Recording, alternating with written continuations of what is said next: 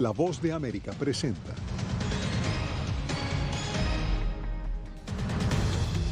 Presidente Biden pide judicializar a Vladimir Putin por crímenes de guerra. Con devastadoras imágenes, autoridades ucranianas denuncian atrocidades de las tropas rusas. Además, solicitantes de asilo en Estados Unidos expectantes por la derogatoria del título 42. Y con el 52% de votos, Costa Rica eligió a Rodrigo Chávez como el nuevo presidente.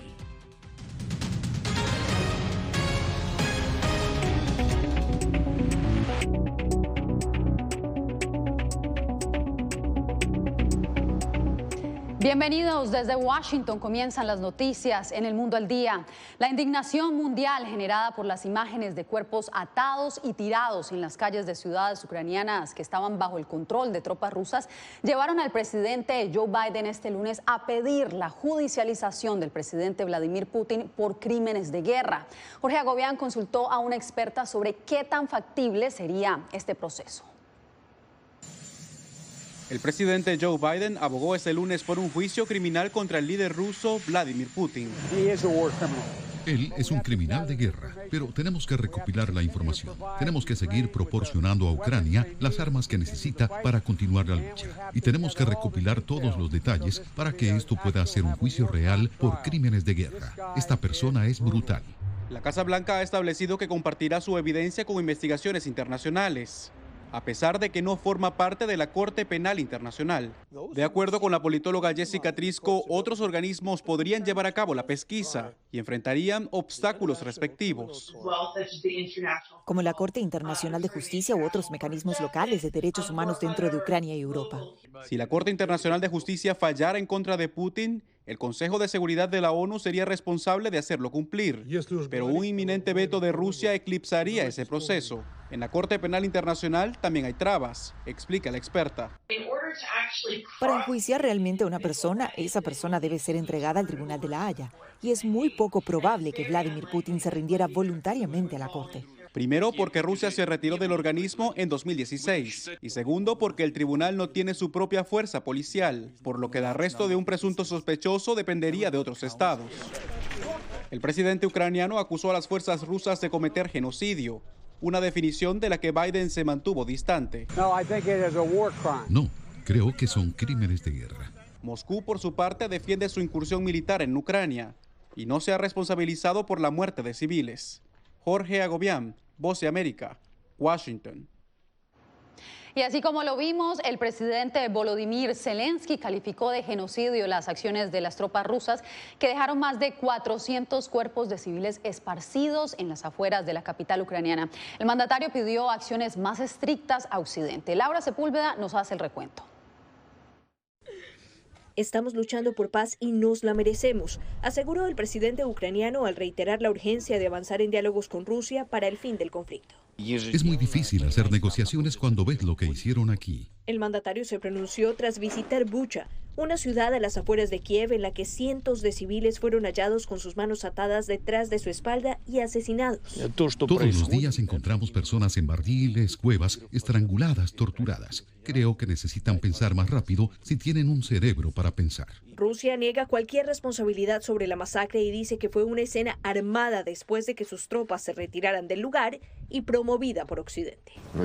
El ejército ruso se retiró por completo de esta ciudad el 30 de marzo. El 31 de marzo, el alcalde de la ciudad dijo solemnemente que todo estaba bien. Y 2 días después vimos esa misma puesta en escena organizada en las calles, que ahora está tratando de ser utilizada para propósitos antirrusos. Noticias que a oídos de quienes ya han conseguido refugio en naciones como Polonia solo aumentan la incertidumbre, pues muchos dejaron familia en el que hace poco más de un mes llamaban hogar. Mi padre se quedó allí y no puedo contactarlo porque no han tenido conexión durante una semana. No sé qué les pasa. Mientras más ucranianos cruzan fronteras buscando seguridad, autoridades locales estiman que son al menos 410 los civiles que a quemarropa perdieron la vida este fin de semana bajo circunstancias que organizaciones internacionales y otras naciones califican como un crimen de guerra. Laura Sepúlveda, Voz de América. Y justamente por estos acontecimientos del fin de semana, Rusia podría perder su voto en el Consejo de Derechos Humanos de la ONU. Vamos en vivo con Ángela González en Nueva York, quien nos tiene más detalles de la investigación que adelanta el organismo. Ángela, cuéntanos. Así es, Yasmín, pues esto podría suceder con 2/3 de los votos de los países miembros en la Asamblea General. Sin embargo, esta reunión todavía no ha sido convocada para poder hacer que Rusia quede anulado su voto en el Consejo de Derechos Humanos. Lo que sí se conoce es que este organismo apresura acciones para documentar lo sucedido en Bucha, Ucrania. La misión de derechos humanos de la ONU agota recursos para entrar a Bucha y a otras áreas de Ucrania para determinar un curso de acción luego de que surgieran imágenes que podrían constituir evidencias de crímenes de guerra por parte de Rusia. Los informes que surgen de esta y otras áreas plantean preguntas serias e inquietantes sobre posibles crímenes de guerra o infracciones graves del derecho internacional humanitario y serias violaciones a los derechos humanos. El secretario general Antonio Guterres dijo estar conmocionado y enfatizó cuán esencial se torna una investigación independiente que conduzca a una rendición de cuentas efectiva, mientras la embajadora del Reino Unido ante la ONU, que preside el Consejo de Seguridad en este mes de abril, apoyó el llamado de Estados Unidos de suspender a Rusia del Consejo de Derechos Humanos. Buscaremos impulsar eso desde aquí en los próximos días, porque aunque la gente sabe que el Consejo de Derechos Humanos se reúne en Ginebra, la Asamblea General tomará la decisión aquí en Nueva York. Igualmente, espero que siga aislando a Rusia en el Consejo de Seguridad. El coordinador de ayuda humanitaria y enviado especial de la ONU, Martin Griffiths, sostuvo varias reuniones de alto nivel en Moscú para mediar el cese al fuego y la protección de civiles y rendirá su primer informe al respecto ante el Consejo de Seguridad este martes. Ángela González, Voz de América, Naciones Unidas, Nueva York. Y también se conoció que suministros esenciales enviados por la ONU todavía no han podido hacer su arribo a Mariupol, por lo que se espera que avancen las conversaciones tanto en Moscú como en Kiev por parte del enviado especial Martin Griffiths por parte de la ONU para que se pueda dar prioridad a esta ayuda tan necesaria. Yasmín. Gracias, Ángela González. Entre tanto, en Los Ángeles, la comunidad ucraniana sigue movilizándose para ayudar a las víctimas en su país. Verónica Villafañe nos cuenta cómo la crisis humanitaria ha generado unidad y solidaridad para recaudar fondos.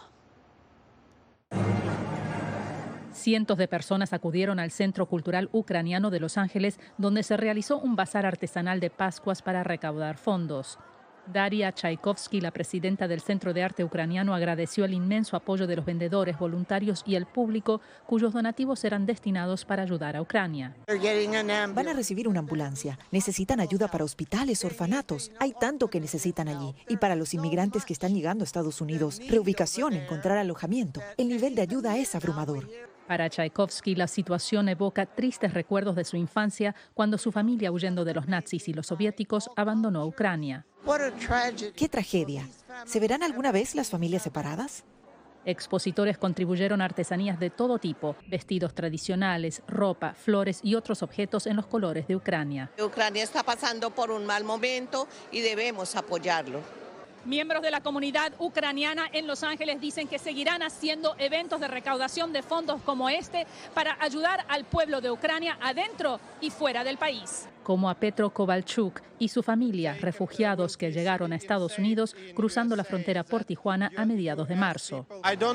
No quiero decir ayúdenme, por favor. Dije eso el primer día que llegué. Pido que por favor detengan la guerra y ayuden a Ucrania porque lo necesitamos. Quiero pensar en un buen futuro para Ucrania, no en un futuro en que Ucrania está destruida. Petro y su esposa tienen la esperanza de algún día poder regresar a Ucrania. Verónica Villafañe, Voz de América, Los Ángeles.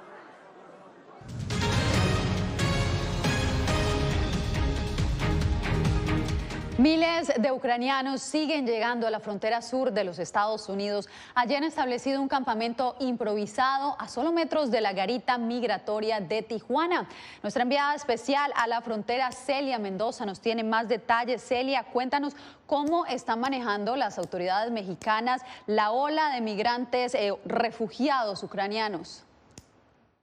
Yasmín, lo que hemos visto es que durante los últimos días han acelerado el proceso, no solamente para asistir, pero trabajar con los voluntarios, quienes han llegado hasta este punto, la garita migratoria, la cual ha servido de punto de entrada para decenas de ellos diariamente, un proceso lento, han asegurado las autoridades, que les ha permitido hasta cierto punto empezar a implementar lugares de refugio temporal para poder asistir al gran número de personas que están llegando. Hablamos con uno de los líderes que manejan este tema aquí en Tijuana, el señor Enrique Lucero, quien es el que está a cargo de este nuevo refugio que fue abierto. Y esto fue lo que le dijo a La Voz de América durante esta jornada.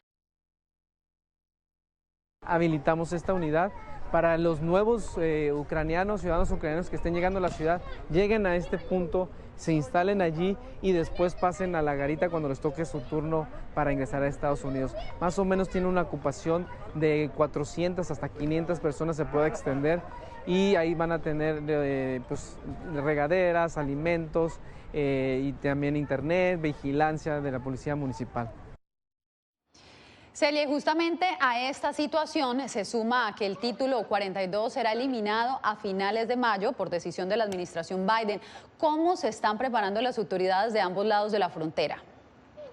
Hablando directamente con las autoridades, han explicado que ellos están ampliando la capacidad que tienen en los centros de recepción. Aquí en Tijuana hay 25 refugios donde no solamente han recibido a centroamericanos, haitianos y personas de otros lugares del mundo, sino también ahora a los ucranianos y los rusos. El tema de los rusos, han indicado, sería uno de los que podría generar problemas, en especial porque no están siendo aceptados como el resto de esta población. Mientras tanto, en los Estados Unidos se están ampliando no solamente las capacidades de proceso, sino también la posibilidad de que hayan más oficiales en este punto donde están cruzando las personas y también en los diferentes lugares donde se transportan a los migrantes, quienes terminan en diferentes estados lejos de la frontera. Algo que realmente aseguran podría cambiar el mecanismo que hasta el momento se ha venido implementando, en especial durante los últimos 2 años, Yasmín. Celia Mendoza, nuestra enviada especial a la frontera sur, muchas gracias por el reporte. Bien, en el lado mexicano de la frontera, el anuncio ha generado sentimientos encontrados entre los migrantes que llevan meses esperando ingresar a Estados Unidos. César Contreras, desde Ciudad Juárez, nos tiene el reporte. La regulación conocida como Título 42, que permitió expulsar de manera expedita a migrantes solicitantes de asilo durante la pandemia, será derogada. Y esto genera esperanza del otro lado de la frontera. Pues sí, la verdad que es bastante alentador porque muchísima gente sabemos acá, pues en todas las fronteras vemos miles de personas esperando esa oportunidad. Según funcionarios estadounidenses, dicha regulación se levantará el 23 de mayo del presente año, pero los migrantes en Juárez, ciudad fronteriza al norte del estado mexicano de Chihuahua, aún desconocen la manera en la que funcionará. Para nosotros estamos como esperando una respuesta, nos causa de nostalgia o no sabemos si eso depende de que tengamos una respuesta positiva o una respuesta negativa. Entonces estamos en eso de que queremos saber si ya quitando el título 42 nos darían una respuesta positiva a nosotros y sería de mucho alivio. La migrante hondureña Eva Cruz desea reunirse en Nueva York con su hija menor que cruzó la frontera sin acompañante adulto y ya hace planes aún antes de saber si será recibida en Estados Unidos. Y mi objetivo, si Dios me lo permite, es mis sobrinos me recibirían en Nueva York, yo a trabajar y ver cómo me reúno tanto con mi niña, que ya gracias a Dios está allá, y cómo reúno los otros 3 también, que también ya veo que corren peligro. Según datos de CBP, desde marzo del 2020 se enviaron de regreso a México o a su país de origen 1,7 millones de migrantes. César Contreras, Voz de América, Ciudad Juárez, México. Un nuevo motín deja decenas de muertos en una cárcel de Ecuador. Los detalles al volver.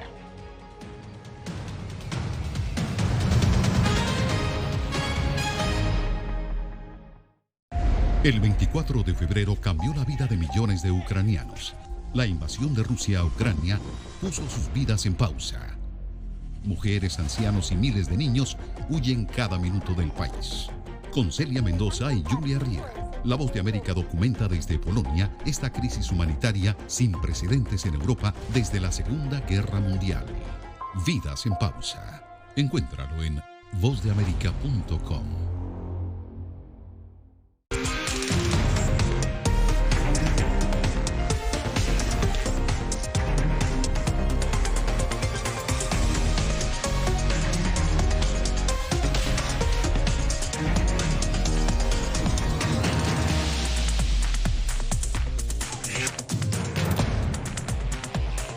Venezuela 360, cada semana por La Voz de América. ¿Qué tal? Desde Washington comienzan las noticias en El Mundo al Día. Día a día, desde la capital de Estados Unidos y donde se producen las noticias que más te impactan. El objetivo es llegar al otro lado de la frontera para pedir asilo. La Voz de América te conecta con El Mundo al Día, los hechos más allá de la noticia, para que tomes decisiones bien informadas, en el lenguaje que quieres, donde quieras y como prefieras. Conéctate con El Mundo al Día. La Voz de América te invita a ser parte de nuestra familia a través de las redes sociales. Encuentra en tu muro las últimas noticias de tu país en su conexión con Estados Unidos, la región y el mundo. Historias que empoderan las voces latinoamericanas de política, economía, salud, actualidad, balanceadas y precisas. Únete a un equipo de origen hispanoamericano que trabaja para conectarte con los tuyos. Síguenos en Facebook y conviértete en protagonista de una historia que tú mismo ayudarás a construir.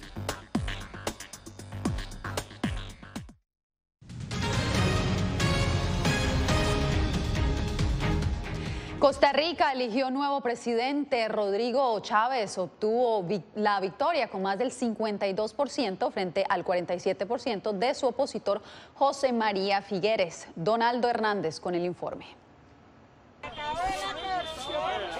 Osman Víquez dice que los costarricenses empezaron a barrer la política tradicional para empezar una nueva era. Lo dice por el triunfo en segunda vuelta del candidato de centro derecha Rodrigo Chávez. La escoba representa que barremos la corrupción. Estamos cansados de que los gobiernos anteriores estén saqueando el país. El Tribunal Supremo de Elecciones dio por ganador a Chávez, pues obtuvo el 52% de votos frente al candidato de centro José María Figueres, quien obtuvo un 47%. Figueres reconoció la derrota, mientras Chávez promete mejorar la economía y reducir la desigualdad.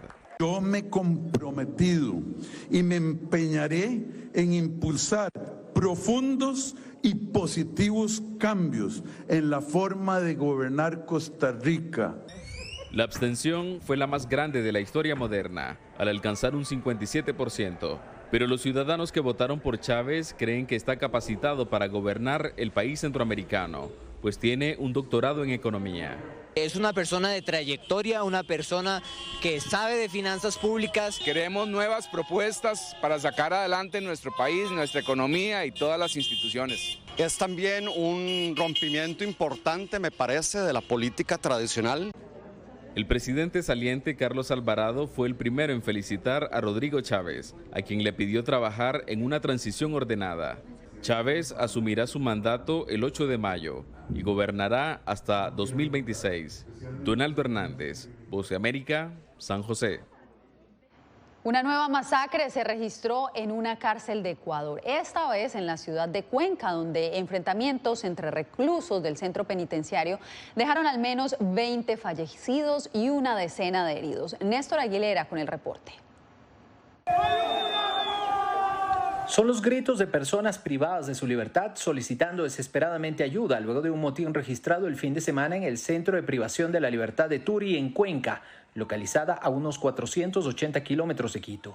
De parte del presidente Guillermo Lasso, expresar las condolencias a los familiares de las personas que hoy, lastimosamente, en esta guerra irracional de algunas personas que no entienden que la democracia es convivir en paz.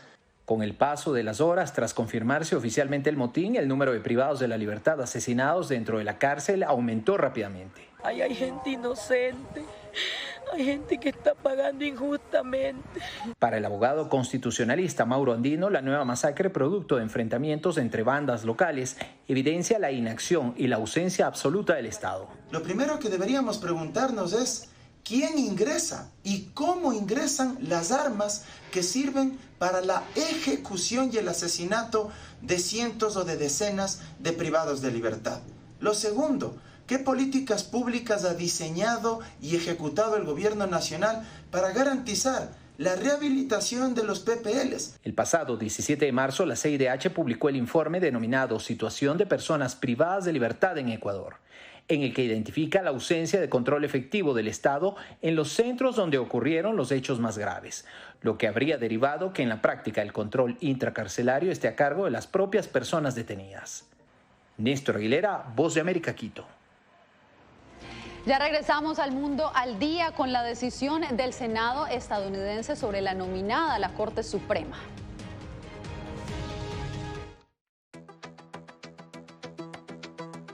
En momentos de crisis políticas y sociales, algunos gobiernos autoritarios recurren al bloqueo del acceso a Internet como herramienta para detener la información que entra o sale de su país. No obstante, existen algunas alternativas que te ayudarán a continuar conectado a la red a pesar de la censura oficial. Una de las más efectivas es el VPN o red virtual privada por sus siglas en inglés. La VPN pretende simular que la persona está en otro lugar del mundo y no en el país que esté restringiendo el acceso a Internet, de manera que es incapaz de detectar esa conexión interna y así se puede utilizar Internet con normalidad. Las ofertas de VPN en el mercado son muchas y las puedes buscar escribiendo las iniciales VPN en los motores de búsqueda, pero es importante descargarla o adquirirla antes de perder la conexión al Internet.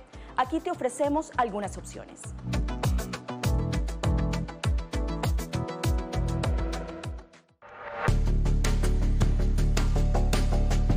Durante el brote del COVID-19, los estafadores pueden tratar de aprovecharse de personas vulnerables a través de diversos métodos que van cambiando con frecuencia. Es posible que lo contacten por teléfono, correo electrónico, mensajes de texto, correo postal o redes sociales. Ten cuidado con ofertas de kits de supuestas pruebas caseras, curas milagrosas o pruebas inmediatamente accesibles. Response Act has made coronavirus testing more accessible immediately. Tras un desastre, organizaciones caritativas falsas aparecen afirmando que tienen vínculos con otras reales. Siempre verifica que la organización sea legítima. Alguien que asegura que trabaja en el gobierno puede pedirte tu información personal o intentar cobrarte cuotas falsas para así ingresar tu cheque de estímulo.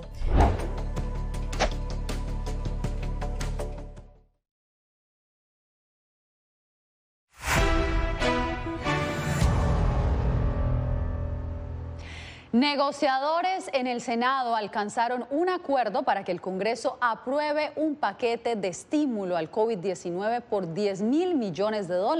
Según medios de comunicación estadounidenses, el acuerdo excluye fondos para que Estados Unidos done vacunas a otros países.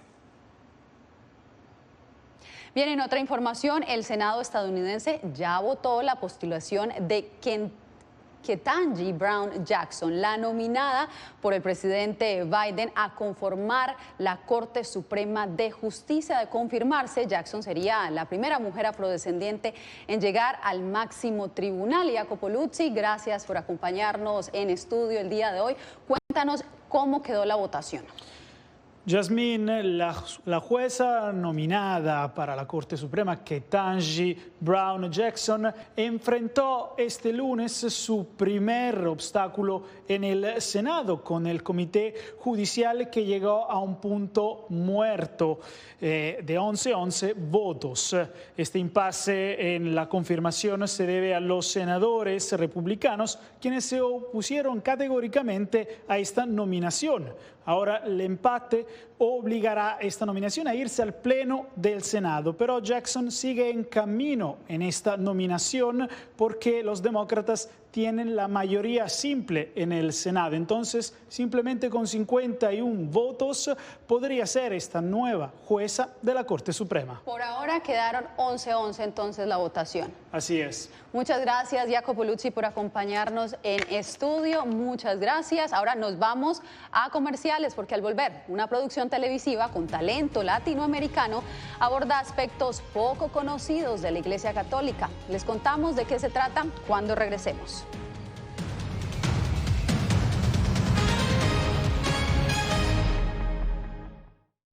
El 24 de febrero cambió la vida de millones de ucranianos. La invasión de Rusia a Ucrania puso sus vidas en pausa. Mujeres, ancianos y miles de niños huyen cada minuto del país. Con Celia Mendoza y Julia Riera, La Voz de América documenta desde Polonia esta crisis humanitaria sin precedentes en Europa desde la Segunda Guerra Mundial. Vidas en pausa. Encuéntralo en vozdeamerica.com.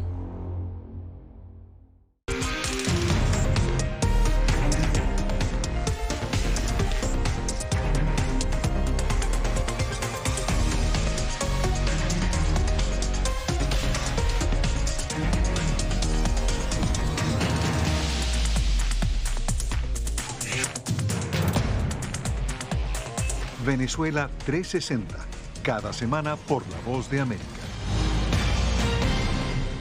¿Qué tal? Desde Washington comienzan las noticias en El Mundo al Día. Día a día, desde la capital de Estados Unidos y donde se producen las noticias que más te impactan. El objetivo es llegar al otro lado de la frontera para pedir asilo. La Voz de América te conecta con El Mundo al Día, los hechos más allá de la noticia, para que tomes decisiones bien informadas, en el lenguaje que quieres, donde quieras y como prefieras. Conéctate con El Mundo al Día. La Voz de América te invita a ser parte de nuestra familia a través de las redes sociales. Encuentra en tu muro las últimas noticias de tu país en su conexión con Estados Unidos, la región y el mundo. Historias que empoderan las voces latinoamericanas de política, economía, salud, actualidad, balanceadas y precisas. Únete a un equipo de origen hispanoamericano que trabaja para conectarte con los tuyos. Síguenos en Facebook y conviértete en protagonista de una historia que tú mismo ayudarás a construir.